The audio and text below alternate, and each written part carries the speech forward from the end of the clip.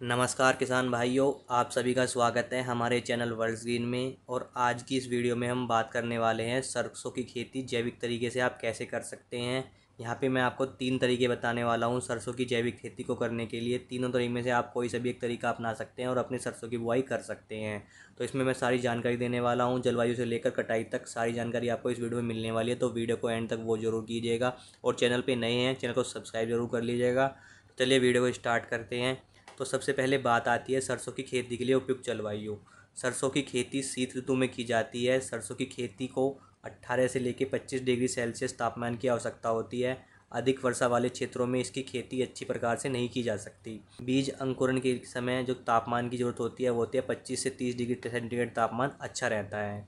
इसके बाद बात आती है सरसों की खेती के लिए भूमि का चयन कैसे करना है आपको। सरसों की खेती के लिए सबसे उत्तम हल्की बालुई दोमट मिट्टी है जिसका पीएच मान 5 से 7 तक हो तो वो सबसे उत्तम माना जाता है। वैसे हर प्रकार की मिट्टी जैसे रेतीली मिट्टी से लेकर भारी दोमट मिट्टी और भारी मटियारे मिट्टी में भी आप सरसों की खेती कर सकते हैं। सरसों की खेती कब करनी चाहिए, यानी सरसों की बुआई का सही समय क्या है।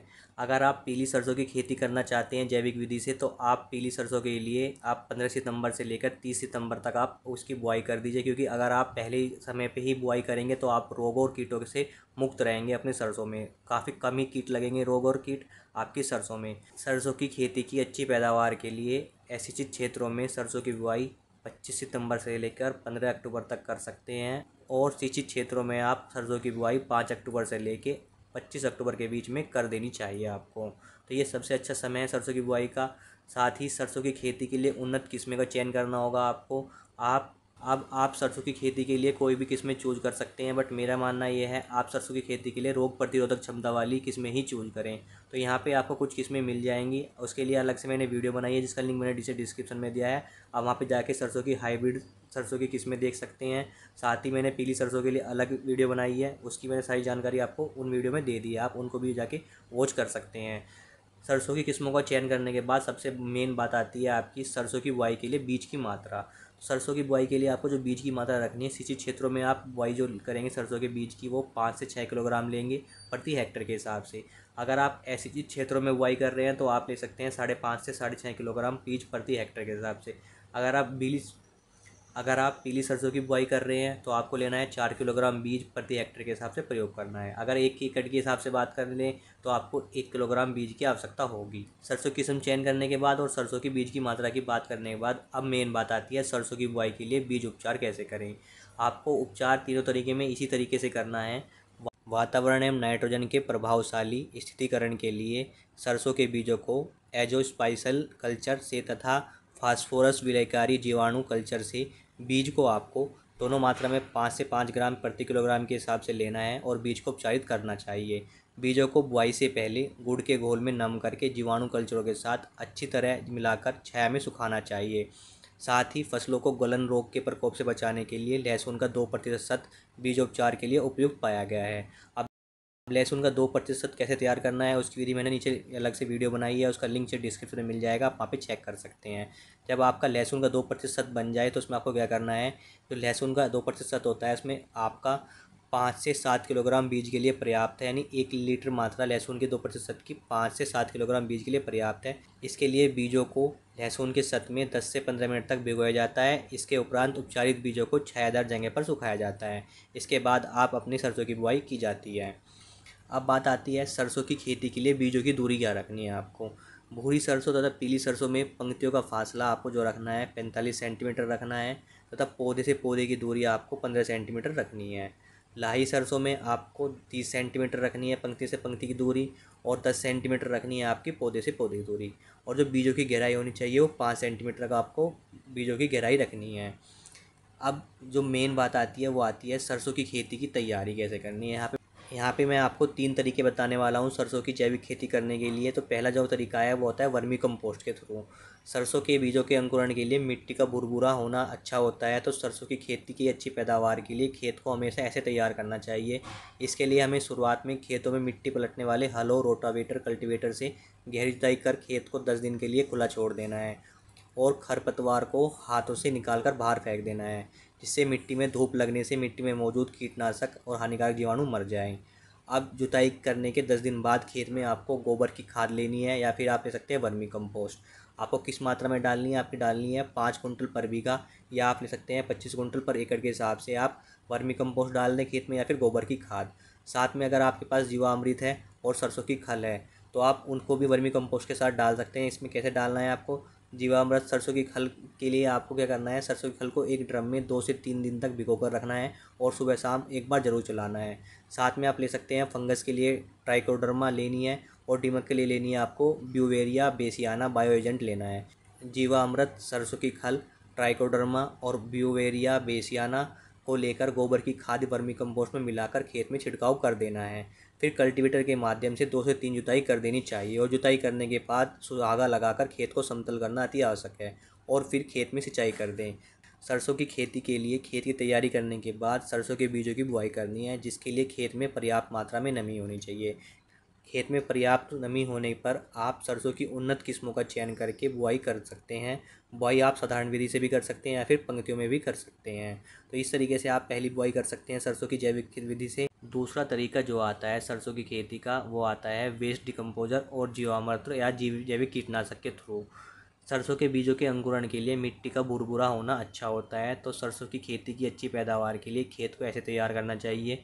खेत की तैयारी के लिए आप वेस्ट डिकम्पोजर या जीवामृत ले सकते हैं और साथ में अगर आपके पास जैविक कीटनाशक है तो आप जैविक कीटनाशक का भी मिक्स कर सकते हैं। खेत की तैयारी करने से पहले खेत में पर्याप्त मात्रा होनी चाहिए। तो जब खेत में नमी हो तो आप वेस्ट डिकम्पोजर या जीवामृत को लेकर उसका छिड़काव पूरे खेत में कर दें। छिड़काव आपको बाल्टी से या मशीन से भी कर सकते हैं और जो मात्रा रखनी है वो मैं आपको बता देता हूँ। अगर आप 1 एकड़ में सरसों लगा रहे हैं तो आपको 200 लीटर वेस्ट डिकम्पोजर या जीवामृत की ज़रूरत होगी। अगर आप 1 बीघा में यूज कर रहे हैं तो आपको 50 लीटर वेस्ट डिकम्पोजर या जीवामृत की ज़रूरत होगी। अगर आपके पास ज़्यादा मात्रा में वेस्ट डिकम्पोजर या जीवामृत है तो आप 1 एकड़ में 400 लीटर तक भी आप डाल सकते हैं बड़े आसानी तरीके से। इससे कुछ फ़र्क नहीं पड़ेगा। आपको मिट्टी अच्छी भुरभुरी होगी इससे और सूक्ष्म जीव ज़्यादा पनपेंगे आपकी मिट्टी के अंदर। छिड़काव करने के बाद जैसे ही जुताई के लिए ज़मीन तैयार हो जाती है तो अच्छी तरह से जुताई करके सुहागा से ज़मीन को समतल कर लेना है।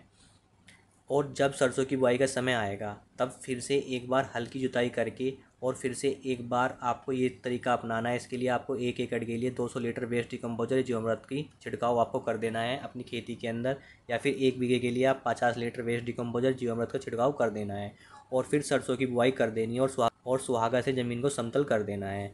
तो यह है दूसरा तरीके से आप अपनी सरसों की बुआई जैविक तरीके से कर सकते हैं। साथ ही बुआई के 25 दिन बाद आपको एक बार खुरपी द्वारा निराई गुड़ाई करनी है और साथ ही अधिक पौधे को मिट्टी से निकाल देना है और पौधों पर मिट्टी चढ़ा देना है। इससे पौधे गिरने की संभावना कम हो जाएगी। और जब आप पहली सिंचाई करें तो 30-35 दिन के बाद जब आप पहली सिंचाई करेंगे तो साथ में आप सरसों की इसी मात्रा में आपको इसका छिड़काव कर देना है या आप पानी के साथ आपको वेस्ट डिस्कम्पोजर या जीवामृत की मात्रा को देना है। मतलब सेम मात्रा को आपको 30 से 35 दिन पहले पानी के साथ आपको देना है या छिड़काव कर सकते हैं। इससे फ़ायदा यह मिलेगा, ज़मीन के अंदर लाखों करोड़ों की मात्रा में सूक्ष्म जीव पैदा हो जाएंगे और ज़मीन को उपजाऊ बनाना शुरू कर देंगे और ज़मीन रासायनिक से जैविक में बदलना शुरू हो जाएगी और आपकी सरसों की पैदावार काफ़ी अच्छी होगी। अब बात आती है तीसरे तरीके की।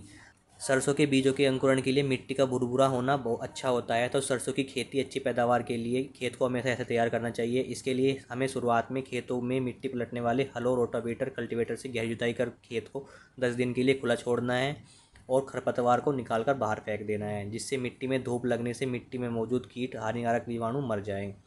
उसके बाद खेत में आपको डालनी है पुरानी गोबर की खाद। असिंचित क्षेत्रों में आपको ये डालनी है 4 से 5 टन प्रति हेक्टर और सिंचित क्षेत्रों में डालनी है 8 से 10 टन प्रति हेक्टर डाल देनी है और डाल के फिर कल्टीवेटर के माध्यम से 2 से 3 जुताई कर देनी है और जुताई करने के पश्चात सुहागा लगाकर खेत को समतल करना अति आवश्यक है और फिर खेत में सिंचाई कर दें। सरसों की खेती के लिए खेती तैयारी करने के बाद सरसों के बीजों की बुआई करनी है, जिसके लिए खेत में पर्याप्त मात्रा में नमी होनी चाहिए। सरसों की बुआई के समय आपको 1 बीघे के हिसाब से आपको जो लेना है खाद की मात्रा वो लेनी है। ह्यूमिक एसिड जो दानेदार आता है आपको लेना है 2 किलोग्राम। कार्बनिक खाद जो आती है उसमें लेना है आपको 15 किलोग्राम और बीज की जो मात्रा लेनी है आप कोई भी किस्म चूज़ कर सकते हैं, पीली सरसों या फिर आप हाइब्रिड सरसों, उसकी बीज की मात्रा लेनी है आपको 250 ग्राम। ह्यूमिक एसिड में सरसों की फसल में को फॉस्फोरस और पोटास की मात्रा मिल जाएगी और कार्बनिक खाद में आपको कैल्शियम, सल्फर, नाइट्रोजन आदि पोषक तत्वों की मात्रा भी मिल जाएगी। तो इन्हीं तत्वों से तो इन 2 खाद से आपको आपके सरसों के लिए जो पर्याप्त मात्रा में जो 4 पोषक तत्वों की जरूरत होती है वो मिल जाएगी, फास्फोरस, पोटास, सल्फर और नाइट्रोजन। सभी को अच्छे से मिक्स करके आप अपने सरसों के खेत में बुआई कर दें। बुआई करने के बाद सुहागा लगा के आप खेत को समतल कर लें। तो इन 3 तरीक़ों से आप सरसों की जैविक खेती कर सकते हैं। तो आपको जौन सी अच्छी लगे, जिसकी मात्रा का आपका पोषक तत्व आपके पास हैं, जो खाद आपके पास पर्याप्त मात्रा में होंगे, उसी से आप अपनी सरसों की खेती की बुआई कर दें।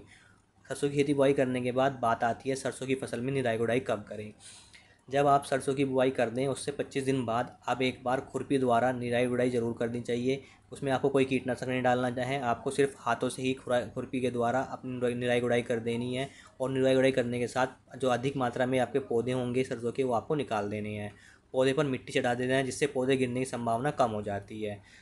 निराई गुड़ाई करने के 8 दिन बाद, लगभग 30 से 35 दिन बाद आपको सरसों की पहली सिंचाई कर देनी है। सिंचाई करने के बाद आवश्यकता होने पर आपको दूसरी सिंचाई 75 से 80 दिन बाद करनी है। और ये याद रखें, फसल पर फूल आने के समय सिंचाई नहीं करनी है। इसके बाद बात आती है सरसों की फसल में लगने वाले कीट और रोगों से फसलों की सुरक्षा का प्रबंध कैसे करेंगे आप। सरसों को कीटों और रोगों से बचाने के लिए हमेशा गर्मी में खेत की गहरी जुताई करनी चाहिए। कीटों और रोगों से बचाने के लिए रोग प्रतिरोधक किस्मों को ही उगाना चाहिए। सरसों की समय पर बुआई करने से आप फसलों को काफ़ी हद तक कीटों और रोगों से बचा सकते हैं। सरसों की फसलों पर लगने वाले आरा मक्खी की सूंडियों को प्रातः टहनियों को तोड़कर इकट्ठा कर नष्ट कर देना चाहिए। प्रारंभिक अवस्था में झुंड में पाई जाने वाली बालदार सुंडी की पत्तियों को तोड़कर नष्ट कर देना चाहिए।